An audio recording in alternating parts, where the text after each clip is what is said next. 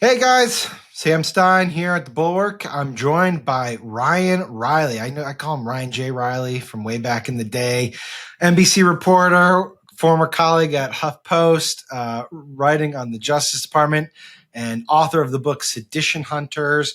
We're going to talk about January 6th. This video is coming out on January 5th. Before we get into it, subscribe to the feed. We appreciate it. It's just a small little thing. Click that button. Goes a long way. Share the YouTube channel. Appreciate that too. Ryan, thanks for joining us. So we want to have you on because obviously 4-year anniversary of January 6th coming up.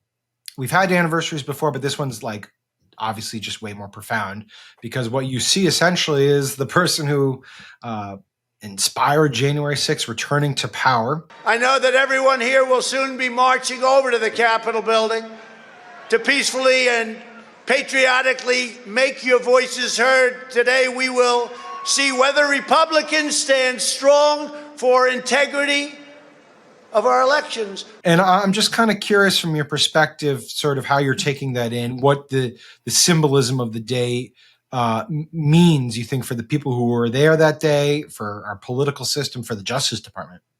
Yeah, I mean, I think the biggest moment for me is when he's going to walk through that tunnel. It was referred to as the Tunnel of Doom, where a lot of the worst assaults on officers took place to take the oath of office. That to me is just kind of this, almost, made for TV moment where he's literally just walking over this path of destruction. And what's really interesting to me is that there was supposed to be a plaque put up there somewhere, and it has not been put up yet. And the question is why? And we did a story back in April about where things stood on that. We sort of pressed the House Speaker, Mike Johnson, about what was going on there. Sort of got, somewhat of a response, but I don't think it's really been really definitively determined, right? It's sort of like, what would the plaque? What's the plaque supposed to say? It's supposed to have the names of the officers who served. So the bureaucratic reason for this would be that, they couldn't put the full list together, or they didn't know who to include on the list, or yada, yada. But, in reality, what we have is that the country couldn't get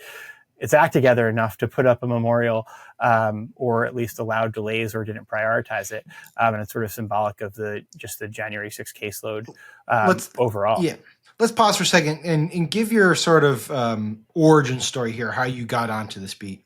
Yeah, I mean, actually, it started as kind of a Twitter joke for me. When this first happened, I remember being kind of frustrated because I was like, all of my plans for what I was going to be covering at the Justice Department sort of went out the window. And I was like, gosh, I'm going to have to cover this for years now, right? Not years. I thought months at the time, because we all had very bad calculations of how everything works. But I ended up really getting into it because I sort of I made an offhand joke. It was about a woman known as Bullhorn Lady. And I'll just do a brief thing on her. Basically, people may remember her. She's wearing this pink hat. She had a bullhorn. She was leading people basically and going in through the window and was saying, okay, we have to work together if we're going to take over the Capitol. And it seemed to people seeing the video that she had some advanced knowledge. That wasn't actually the case, but the tone just really reminded me of the same tone that you have with your kids, right? Or someone it was as though hold she was hands leading, while you cross exactly, the street. Right. And it was like she was leading, she was a school chaperone for the insurrection is essentially what it came out with. And as it turned out, it wasn't actually a PTA mom thing. She has a bunch of kids. She has tons of kids. So she's a homeschooling mom in Pennsylvania, Rachel Powell, she was eventually identified as. But basically, I made this Twitter joke off of it and somebody slid into my DMs, and that's sort of what kicked me off in this whole entire experience, because I made this Twitter joke that someone found funny. You alluded to, but what was your initial expectations for how the prosecution of January 6th would go? Yeah, right. And now you got to be honest about what you thought from the beginning. Because at the beginning, I thought there's no chance that Donald Trump gets charged. And the reason I thought that was because the First Amendment constraints were just so all over the place. And that's the number one thing that's ingrained in FBI special agents. I also thought that the FBI wasn't going to be too enthusiastic about it, given the political makeup of that. And as it turns out, obviously in Mar-a-Lago, that was indeed, in fact, the case. And even after January 6th, there was this email that went to one of the top officials at the FBI, saying that, a lot of people at the FBI are sympathetic to the people who stormed the Capitol. And that is played out in cases. that's one of the things that's difficult to report out sometimes, because, people can just sort of, what's the cursing policy? You can curse as much as you want. Don't worry. People half-ass their jobs, right? Like that's kind of that's the not way a curse. that they. Jesus. I'm trying. But like that's what I mean is the reality here, right? There's like the people sit on their hands or whatever. They don't just have to. They don't give it their full effort. And they. But what about the lower level? What about the people who actually stormed the Capitol, went in the building, desecrated the building? Did you have a sense that the Justice Department moved quickly on them? Well, yes. I mean, because it was pretty clear they were doing the shock and awe campaign from the beginning. And to the extent now where, hindsight being 2020 with the benefit of time, obviously there were cases that they pursued that were like they shouldn't have pursued because they now were in a place where there are literally, I could pull up for you. In fact, I have a sheet hanging up on my wall over here of a bunch of names of people who still haven't been arrested. And those are people who have been identified for like 3.5 years. So, and those are mostly people who assaulted people. So in reality, what we're going to end up with at the end of this, depending on whether or not these cases are even allowed to continue once Donald Trump takes office, I think that there's some hope that at least the violent offenders will still be arrested, but the other misdemeanors are sort of out the window. And if you look back in that, obviously with the amount of resources that they had, there should have been a focus more on just what was the internal debate inside DOJ about how to go about holding these people accountable, and then what was the strategy for who they decided to go after? So the internal debate was shaped by the fact that they were so off with their estimates of how many people went inside the Capitol. They thought that what do they think? 800 people went inside. And in reality, we know that more than 3,000 people went inside because the sleuths have now counted them. So that's what they were sort of setting. And remember, you have to go back to this was the COVID days. So in those initial hearings, it was, as a reporter, it was completely life-changing, honestly, because I could just call into all of these hearings instead of going down to the courthouse, emptying my bag before security, turning my phone off before I walked into every courtroom, writing notes, and then turning my phone back on when I go back outside. I can just boop, boop, boop, dial in, and pop into all of these different hearings and hear these just, completely compelling, fascinating, hearings, right? So it was just like Law and Order on speed dial for me. Sure. So that was, how this initially played out. It was clear that there was going to be the shock and awe. They're going after sort of everybody. But now, with 4 years of hindsight and a limited time frame, even if the cases are allowed to continue on, it's a question of whether or not they're going to even get to all of the people who have been identified, like on video, on tape, like to the point where it's, you can't say beyond a reasonable doubt, right? But these cases are beyond a reasonable doubt. Like I'd be willing to bet I'd put huge money down on a lot of these cases, and all you really need to do from the FBI is like check the travel records and you're good to go. Right.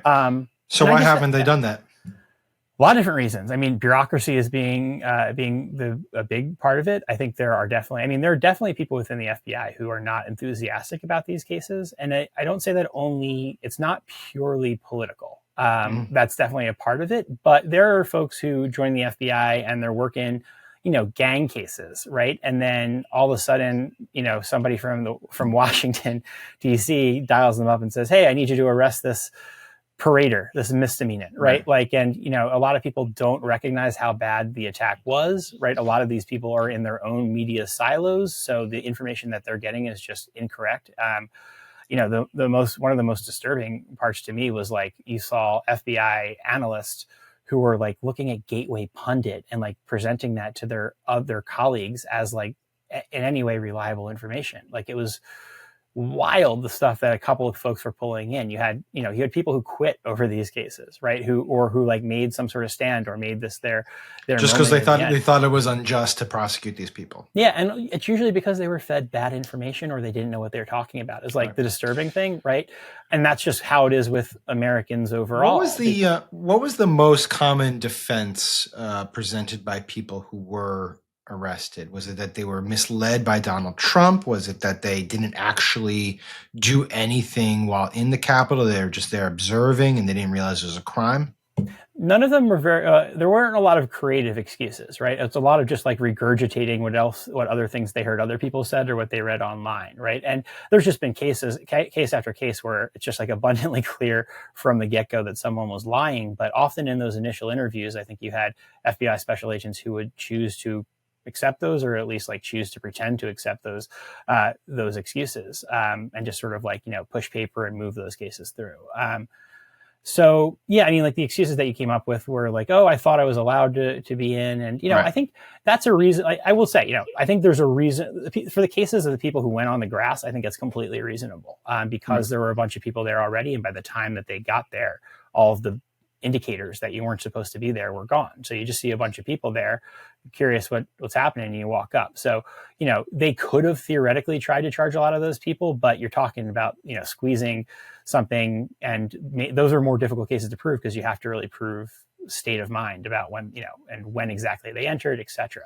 What was the biggest success if looking back at it 4 years later, and let's say you had a chance to talk to Merrick Garland, what would you imagine he would say? Usually talk about Taylor Swift with him, but yeah, of course, he's a big fan. He is actually. But what would he say was the biggest success from the way that they handled the insurrection?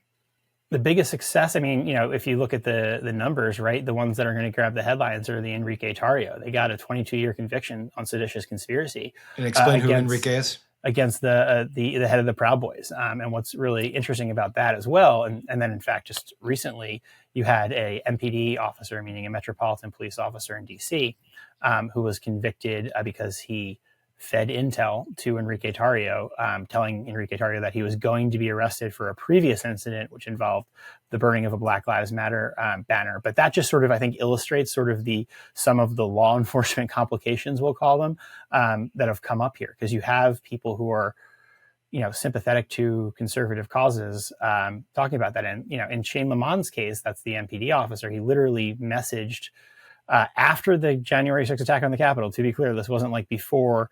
After the January 6th attack on the Capitol, he messaged to Enrique Tarrio, head of the Proud Boys, I can't say this publicly, but obviously I support you. So I don't think people appreciate how much internal division there was politically within law enforcement around this stuff. I mean, The public perception is that, well, they had hundreds and hundreds of people were put before trial and then arrested. They were kind of meticulously working through the people who stormed the Capitol and their way up and the people who organized it. But never did it really surface that, in fact, they were hampered by their own personnel. So that's surprising to me. Did the Justice Department take any steps to try to, mitigate against that, or to try to remove people who were problematic, or to try to organize more efficiently around these cases? That's tough, right? Because you can't punish people for their political beliefs, and you can't, and you shouldn't be. Right, but it's the job, right? They have a job, right? That's what they signed up for, but you also have to then prove that they're choosing to make this decision because of this reason, right? And unless they've proactively articulated that, it's a little bit of a challenge, right? It's tough to I don't know, you managed me, so I don't know, but back in the day, was tough. Yeah, but it was tough but I mean, that's a tough challenge. How do you do that? And also, you remember you're dealing with all of these service protections, right? So you're talking about people who have pretty good job security, and are in there for getting their 20, and then maybe converting that to the private sector. Right.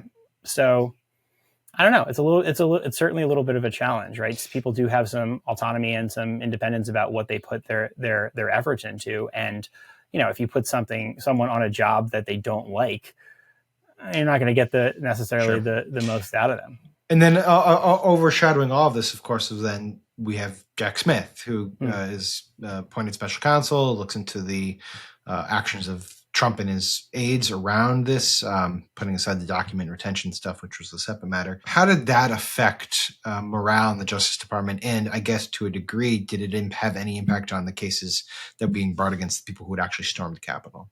Yeah, talking about the Trump cases is really tricky now, right? Because I just have the thing going through your head. Well, right, he's never going to be convicted of this, and theoretically, there's not even charges. Right. So Jack Smith's appointed to special counsel.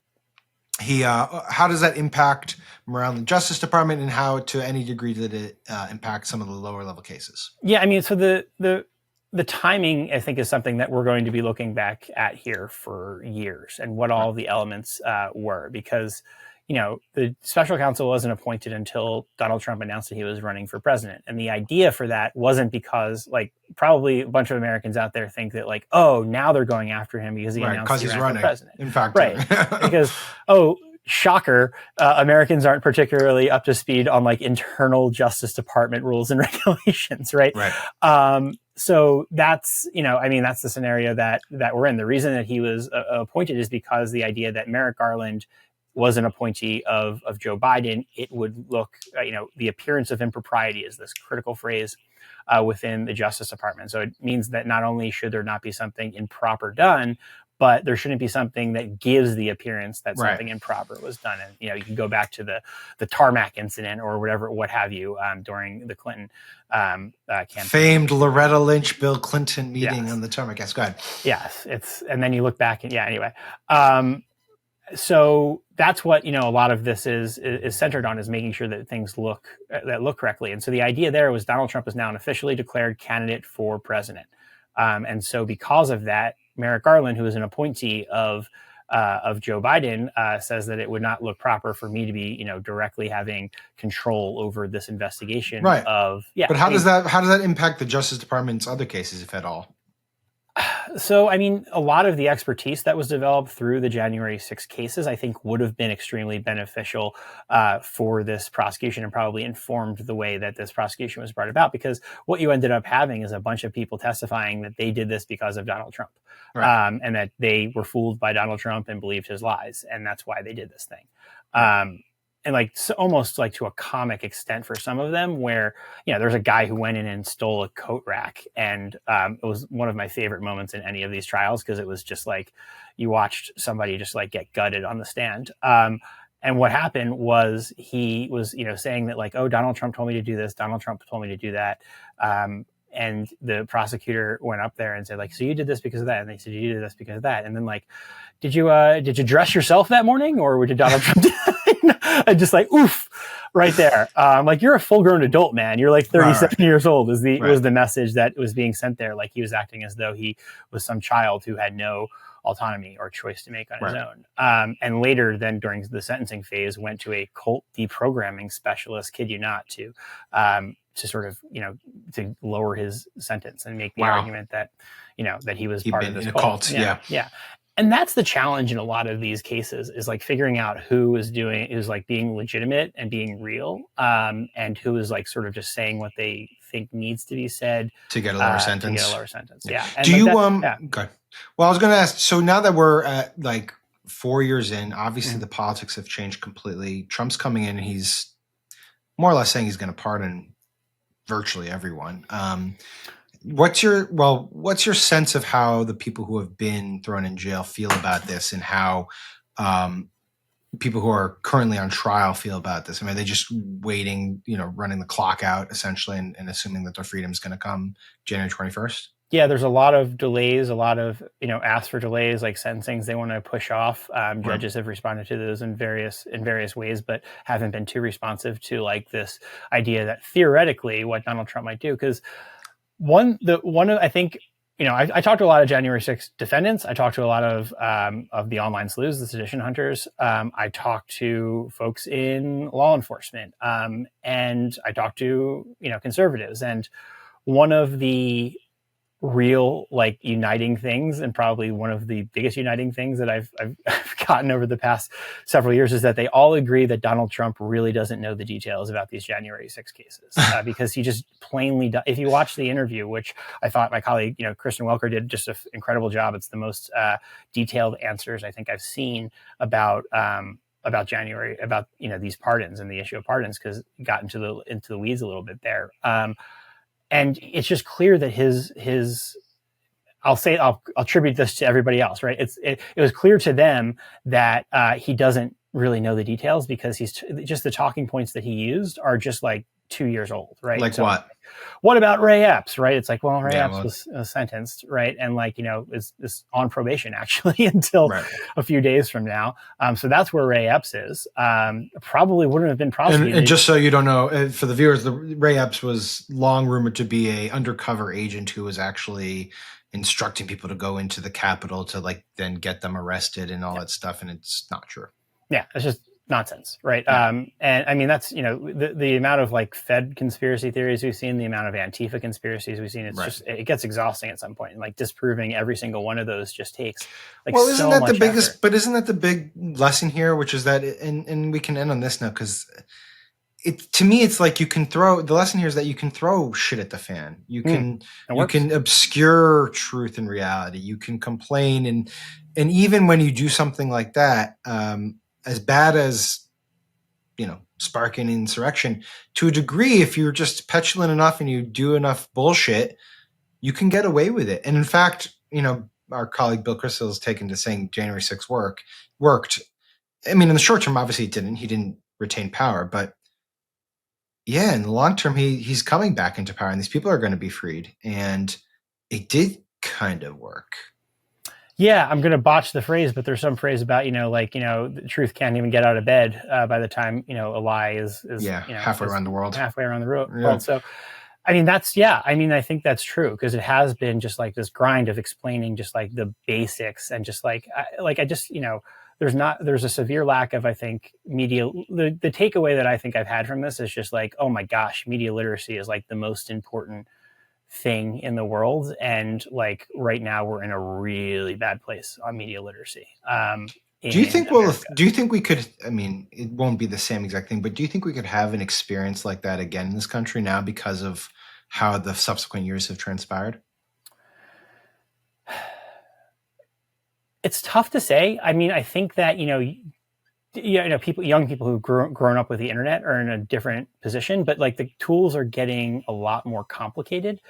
So they're not going to fall for like that really ham-fisted stuff, right? Like, that a lot of people fell for this time around. But I think the tools are getting really complicated, and that's going to be a real challenge going forward. I just think you can whip people up into a frenzy these days, and very you easily can get them to do these types of things.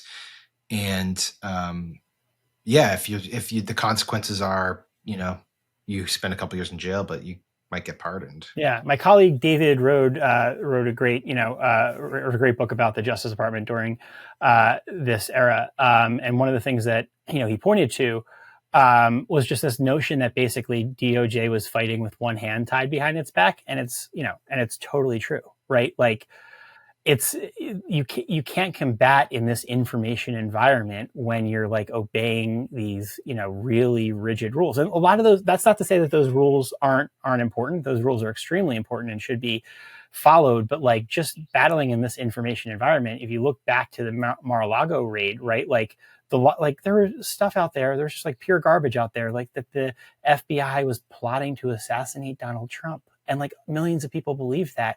Yeah. And you're like, just like logically rub a couple brain cells together on this. You think the FBI, like he was in New Jersey, like what the heck are you talking about? And I think that like the fact that it's like, almost a little bit, or that's like not, the reaction that you're supposed to have is to just be very rigid and say like, well, in fact, he was in this place. And there's no sort of like sometimes, I think Jon Stewart, that's sort of who I grew up on. Right. And I think that a little bit of snark, a little bit of like, the correctly placed timing can go a long way, and like really get some brain cells firing for people, because that's fundamentally that's what we do here. A little bit of snark. There you go. Try to get people thinking, critical thinking, Sam. All we need. That should be our motto. All right, Ryan Reilly, author of Sedition Hunters, good friend. Thank you for doing this, buddy. Even with that stupid hat on, thank you for doing this. Go Phils, go Birds. Screw the Phils. All right, buddy, I appreciate you. And as always, subscribe to our YouTube page, folks. Thank you. Take care.